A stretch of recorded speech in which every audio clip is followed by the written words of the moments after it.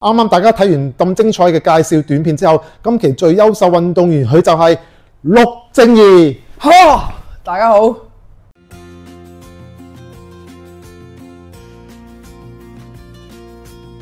喺小學嘅時候啦，就有霍 Sir 啦，佢邀請我入籃球隊啦，所以接觸呢個項目嘅主要都係受霍 Sir 嘅影響。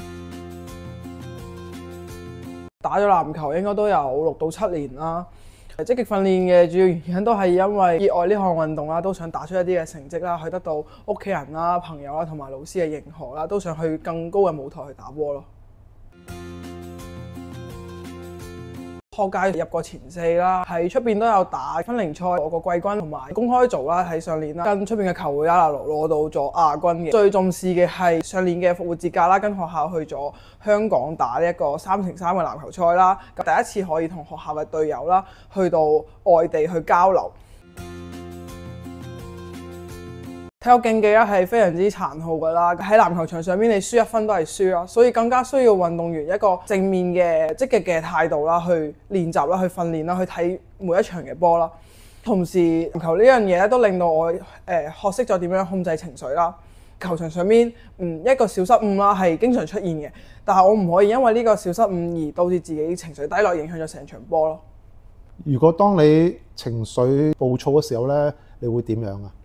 如果喺球場上邊嘅話咧，我可能拍下手掌咁握住自己啦，或者係握下拳頭啦，打下自己咁樣，令到自己冷靜，唔可以將呢個情緒爆發出嚟咯。事後完咗場波啦，我再去揾隊友去解決我當刻覺得有問題嘅地方。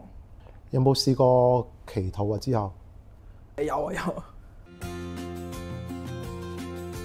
平日喺學校訓練啦，同埋校外訓練啦，加埋4、5次左右，我會有一個自己嘅時間表咯，安排好幾時溫習、幾時做功課、幾時要訓練。該學習嘅時候認真學習，喺球場上邊就認真訓練，唔會耽誤我嘅學習啦，亦都唔會驚訓練次數太過少咯。我覺得係需要自律嘅一個運動員啦，需要係學業同埋體育項目你都唔可以差啦。下一個目標當然係喺大學可以繼續打籃球，考一啲教練牌啦，或者係裁判牌咁。我最想多謝係我喺中學階段遇到嘅每一位教練咯，無論係校內嘅霍 Sir 啦，定係校外一啲嘅澳門隊啊、球會嘅教練都好，佢哋每一個人都對我有好細心嘅教導啦，喺我可能低谷嘅時候啦，都唔會話放棄我嘅，都俾咗好多嘅鼓勵我啦，令到我一步一步進步咯。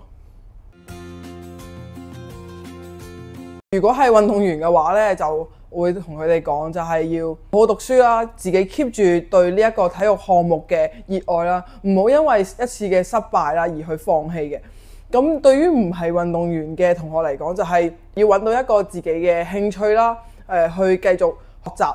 學習雖然係好攰、好沉悶，但係如果有揾到自己嘅興趣，你會更有動力去學習咯。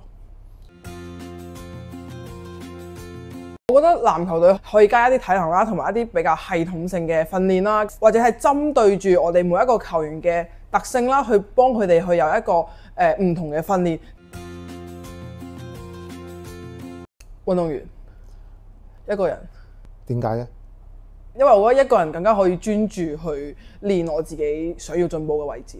女教練原因係咩？因為男仔同女仔嘅強度畢竟都係唔係好一樣，我相信女仔係更加了解我需要練嘅位置喺邊度咯。意志高3最後一場學界賽團體，最想多謝我媽咪。點解會係佢呢？因為佢成日都口頭上面講啦，我成日打波都會整親嘅，叫我唔好打啦。但係其實我每一場比賽同佢講，翻嚟同佢分享，佢都係會支持我。我輸咗波啦，翻嚟佢都會安慰我咯。其實一開始有反對嘅，因為覺得女仔就係應該要文靜啊嘛。但係當我真係表現出我嘅熱愛啦，同埋我喺籃球上面嘅天賦啦，佢都係好支持嘅。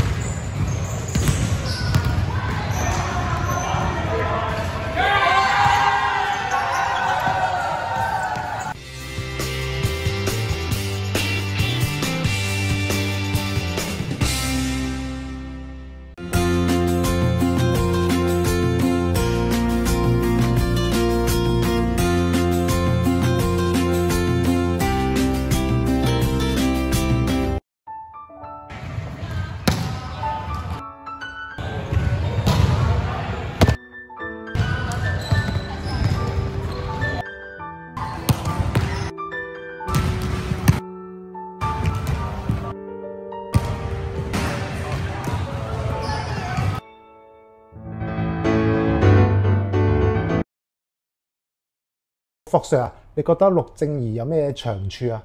佢嘅長處就高啦，同埋認真啦。